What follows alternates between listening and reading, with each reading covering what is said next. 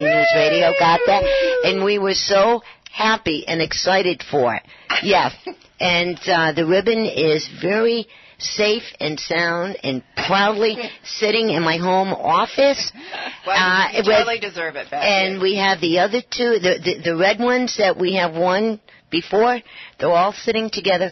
And soon as we get the cabinet built because we have a lot of trophies. We have a lot of good stuff in this station. As soon as everything's done, that's when we'll bring it down. You have to bring it I'll have security guards walk in with it, make sure nothing happens to it. Everyone's going to want it. Everyone's going to want it. Yes. It's historic. Yeah, so that's what we did. Okay, now let's get to the other stuff. Let's talk about food. Good stuff. All right, now, Elaine, since you do the food show, right, and you know a lot about the food, talk about what are you going to do for your turkey, and you have some recipes that we're giving out too, don't you? Well, what I did is I thought my food. Look at that. I thought my assignment was persimmons. Okay. Oh, you got the persimmons. Yeah. Okay. Well, there's persimmons are kind of a misunderstood fruit. Oh, like we are, right? Yeah, I know. I thought it so fit this whole show. The misfit fruit, okay? The totally misunderstood, underutilized, underenjoyed. But this area around here, we have a lot of persimmon trees. In people's yards as well. And I'm sure there are a lot of people out there, they look at that persimmon tree and just all those persimmons go to waste. Please share them with your friends.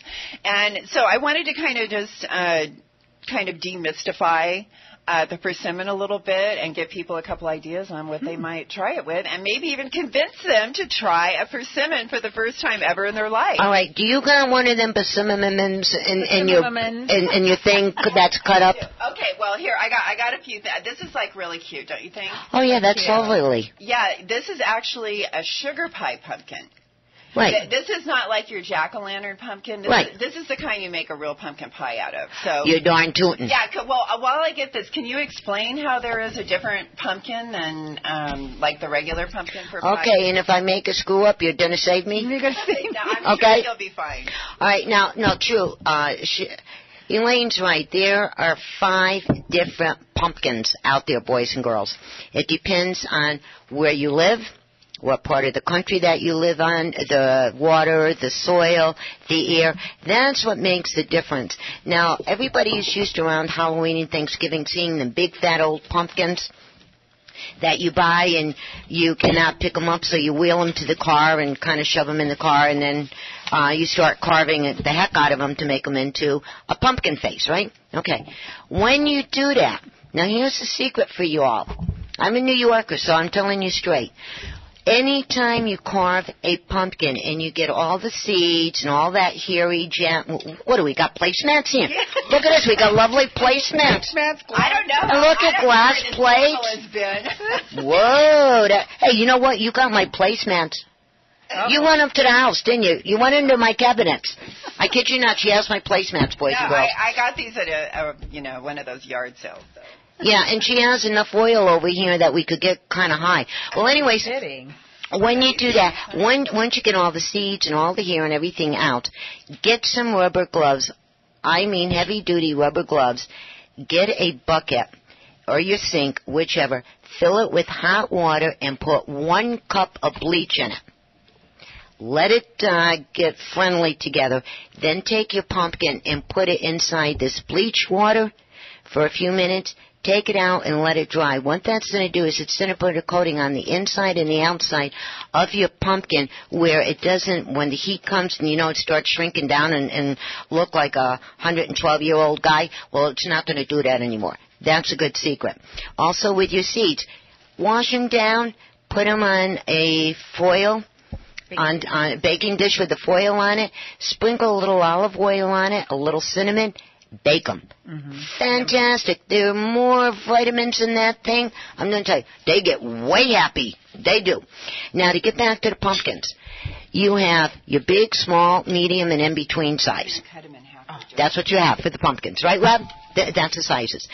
And when you want to make a pumpkin pie out of it, cut it down, let it get a little happy, put it in the window for a couple of days, let it start getting really happy, because why? With heat, when it absorbs through the skin, it's going to make the meat inside that pumpkin get way sweet.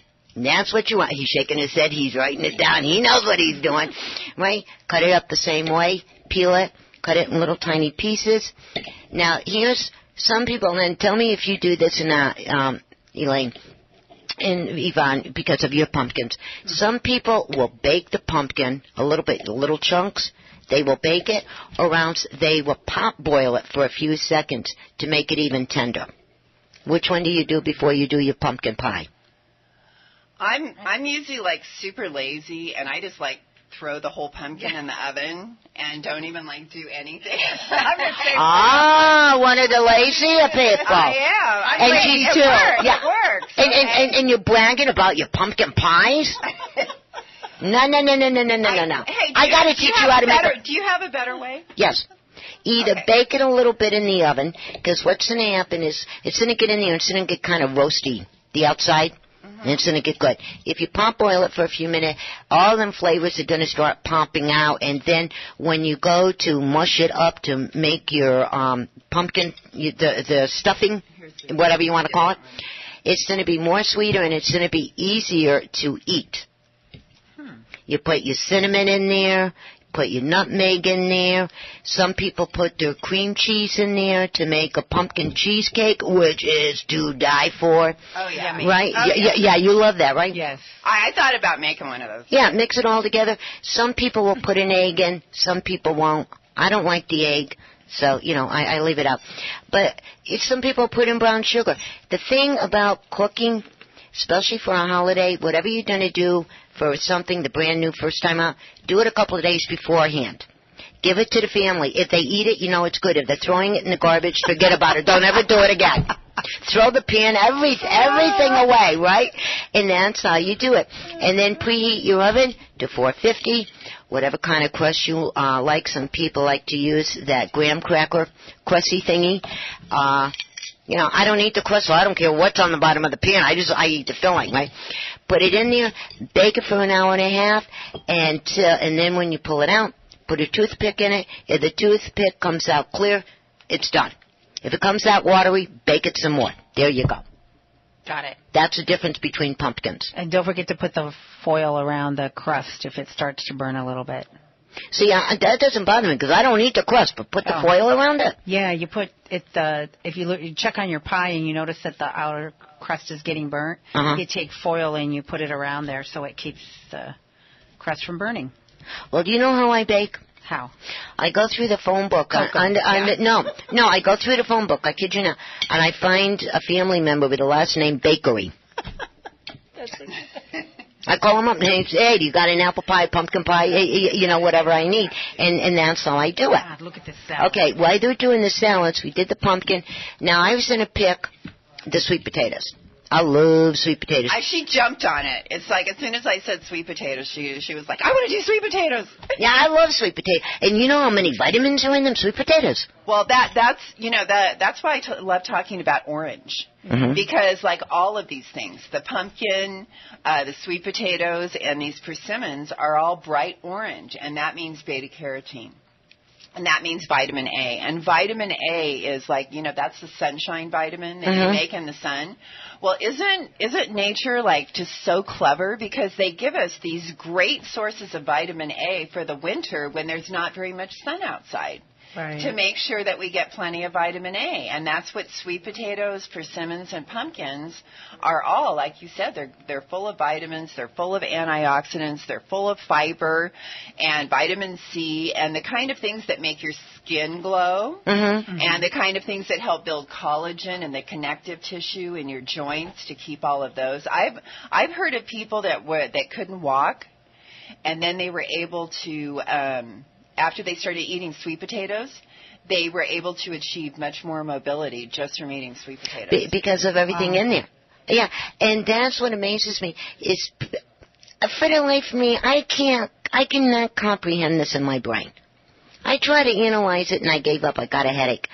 Why on God's green earth when people go to the grocery store and they see all these lovely fruits and vegetables and the fish and the chicken and the da-da-da-da-da, all the good stuff. Why do they buy canned stuff?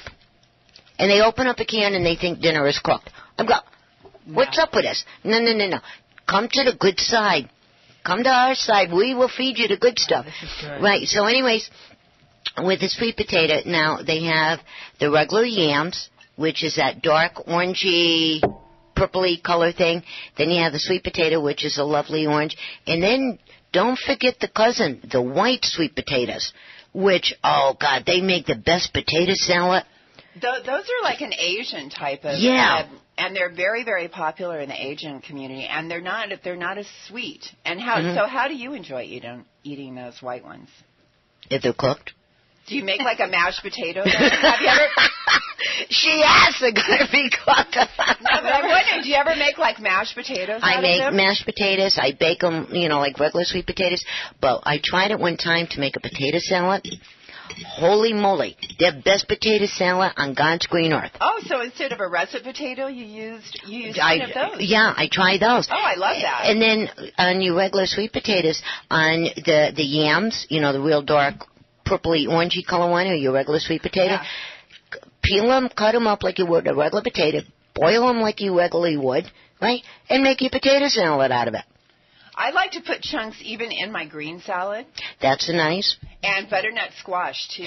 That's another good thing we got to talk about. Yeah, if you just take the baked butternut squash and cut it in cubes just like you said, or parboil it, it is wonderful in your salad. Mm-hmm. And it makes kind of a warm, if you put it in there when it's warm, too, in a green salad, you'd be surprised in the winter. You actually crave those things. Right, and then you look at this lovely plate of food with all the different colors and the smells, and you're going, yay! And you get excited, and your brain and your body starts dancing, and you're going, oh, yeah, we're going to eat, yeah. That's right, and your body's also saying, yeah, I got some vitamins here. Mm-hmm. So I'm going to repair. You do. And I'm going to repair. I'm going to create, new energy, new cells, and that's how you regenerate. That's it. And also, being Italian, right? We always are singing and talking to everybody. We'll talk to a perfect stranger, But we both use our hands, too. Right. You know what's good? So do I, and I'm not Italian. Right. And, we got to be careful. Right. She's one of us. We're touching each other here. We're all talking with our hands. Right. Well, the first time, true story, I'm going to tell you. Now, Richard, my partner, he's Polish, all right? And he wasn't used to a short Italian Jew. Well, we're both from New York, this and that, and we both have the New York way of thinking and talking and this and that, right? So I went up to his house, and his mama was there, and his daughter and stuff, and I decided I'm going to make him dinner. Now, I don't know about you all, but sometimes cooking can get old. So you got to come up with some cool things, right? I talk to the food. When I'm putting the chicken or something. I'm sorry, but I'm thinking about something else that could get old. Yeah, that too. Parallel, and I'm thinking, talk to the food, and I was thinking, talk to something else. Okay, that's another show that we will do later. But, no, you talk to the food, and you get it happy. Right? And then when I put the chicken in the oven or the turkey or whatever, right? And I say, you're going in, you're going to have a suntan, you're going to the spa, all of this, right? And I'm singing and I'm chopping and I'm cooking. Rich is this, like this deer in the headlight look like. Exactly. What is wrong with this woman? Is she crazy? Have fun and cook. How could you be having fun while you're cooking? Right. And it's fun. And you know what else the best thing about cooking? Right? The way we were raised, and then my children were raised, and now my children are raising their children, my grandchildren the same way, is when we were little, we were always in the kitchen with Mom and Dad and Grandma and Grandpa and everybody was cooking, and you're laughing and you're giggling, but at the time, you're learning your math. You're learning the measurements, everything, and you get